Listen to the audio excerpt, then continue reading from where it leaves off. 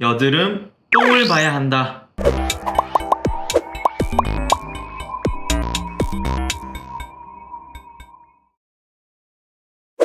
첫 번째, 잘 먹는 것에 대해서 얘기해보자면 규칙적으로 먹어야 되고요. 자기 체질에 맞는 음식을 섭취하면 좋겠죠. 하지만 무엇보다도 몸에 좋지 않은 음식을 먹지 않는 게 첫 번째입니다. 여기서 또 제가 환자분들한테 몸에 좋지 않은 음식, 특히 여드름에 좋지 않은 음식 3가지 말씀드리는데요.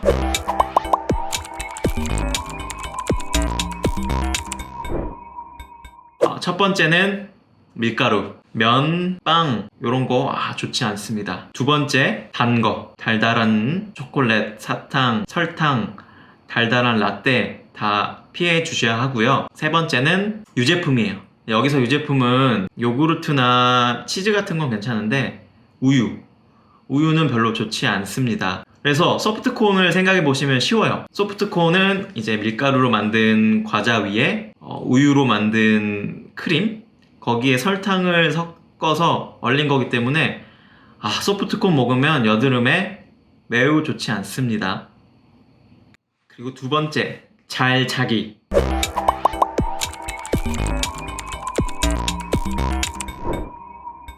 우선은 규칙적인 시간에 주무셔야 해요. 우리 몸은 항상성을 굉장히 중요시 여기기 때문에 자야 할 시간에 자지 않거나 이 자야 할 시간이 아닌데 자버리면 우리 몸의 항상성이 깨져서 몸이 굉장히 스트레스를 받아요. 그러면 여드름이 심해질 수 있고요. 많이 자는 것도 중요하지만 가장 중요한 거는 푹 자는 거예요. 그래서 수면의 양보다는 질이 훨씬 중요하다고 말씀드릴 수 있겠습니다. 수면의 질을 위해서는 적절한 수면 위생을 조성해 주셔야 돼요. 적절한 온도와 습도, 그리고 햇빛 차단이 매우 중요합니다. 그리고 운동 좀 해주시면 좋고요. 낮에 햇볕을 많이 보셔야 수면을 담당하는 호르몬이 많이 분비돼서 밤에 푹 주무실 수 있습니다. 세 번째, 잘 싸기.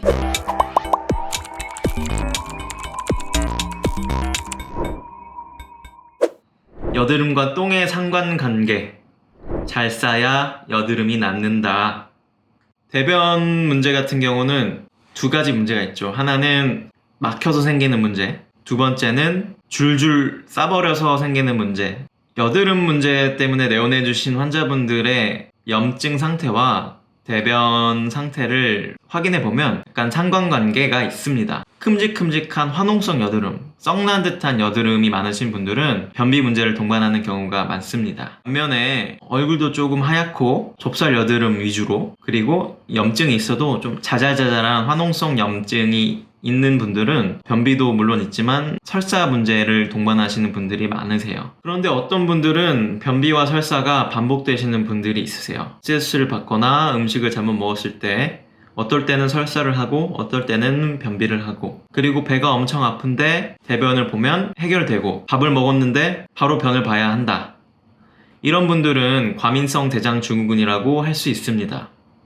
여드름이 있는데 나는 과민성 대장 증후군도 있어요. 이 경우에 과민성 대장 증후군을 치료하지 않고 여드름 치료하기는 매우 힘듭니다. 그만큼 속을 봐야 겉도 좋아진다 라고 할 수 있겠고요. 어렵지만 잘 먹고 잘 자는 건 환자분의 노력으로 개선할 수가 있어요. 수면 위생을 조성해 주시고 낮에 운동하시고 6시 이후에 카페인 먹지 않고 여드름에 좋지 않는 밀가루나 당류, 유제품 피해 주시는 거 가능합니다.